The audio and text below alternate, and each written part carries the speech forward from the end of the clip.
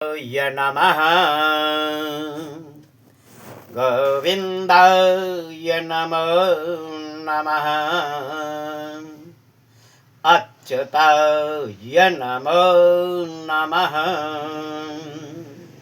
श्रीमद्भागवत गीता दूसरा अध्याय 19वां श्लोक। कल के प्रसंग में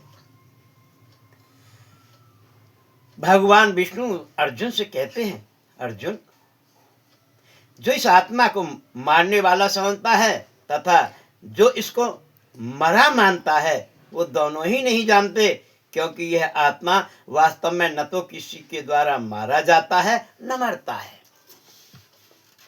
तो इस प्रकार से भगवान गोविंद नारायण उस अर्जुन को समझाते हैं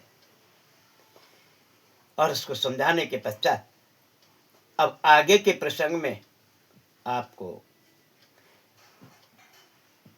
सुनने को प्राप्त होगा कि क्या जन्म है और क्या मृत्यु है। न जायते मृत्युर्विव कदाचित् नान्यं भूत्वा भविता वा न भूयात् अजो नित्य शाश्वतोऽयं पुराणो न हन्यते हन्यमाने शरीरे।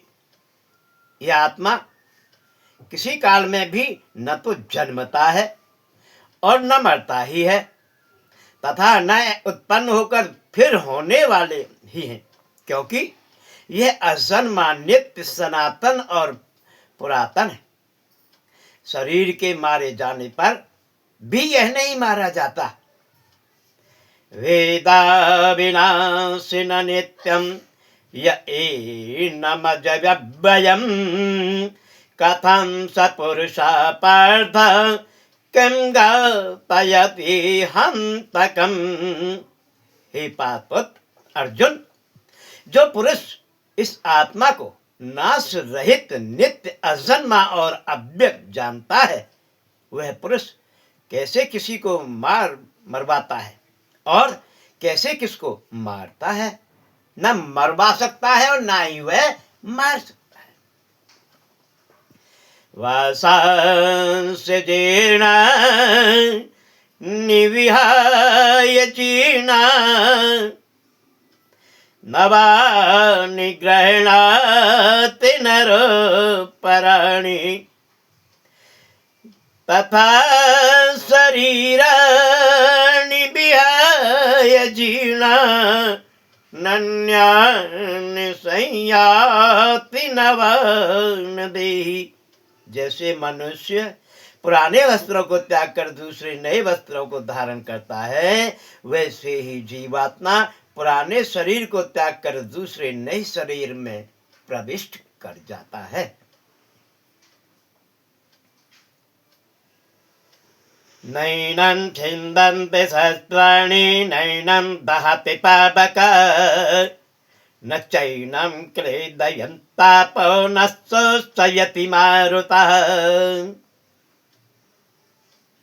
इस आत्मा को शस्त्र नहीं काट सकते, इसको आग नहीं जला सकती, इसको जल गला नहीं सकता और इसको वायु सुखा नहीं सकती। अच्छेद्यो यदा क्लेशो शौच एव च नित्य सर्वगतस्थाणो रचलोऽयं सनातनः।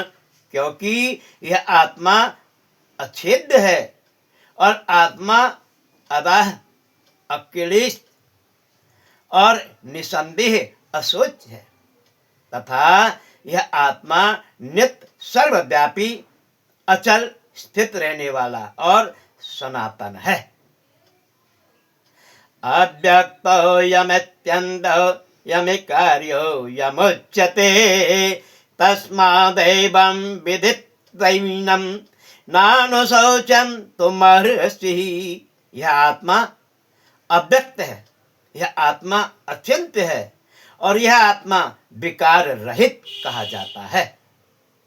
इससे हे अर्जुन, इस आत्मा को उपर्युक्त प्रकार से जानकर तू शोक करने योग्य नहीं है, अर्थात तुझे शोक करना उचित नहीं है। इति श्री